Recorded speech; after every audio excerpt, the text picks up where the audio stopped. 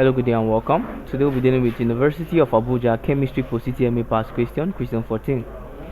Which quantum number divides shells into orbitals? Which quantum number divides shells into orbitals? A. Principal, B. Azimuthal, C. Magnetic, and D. Spin. Now we take each of the quantum numbers and we explain them. We have principal quantum. Now what's a principal quantum number?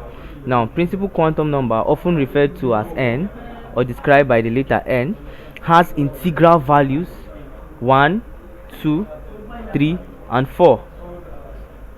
Now the energy levels or shells, now this divides, or it is divided into energy levels or shells. And these energy levels or shells are called KLMN shells.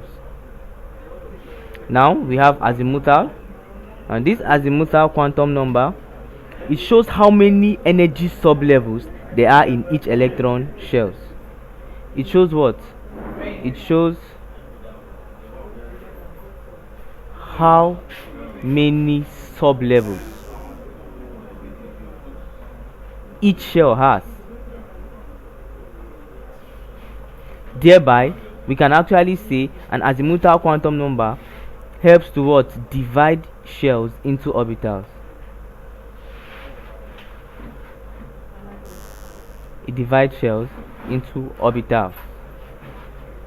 Now that's the same thing. The question says which quantum number divides shells into orbitals. Now that should be azimuthal quantum number, but then we need to look at the rest. We have magnetic quantum number.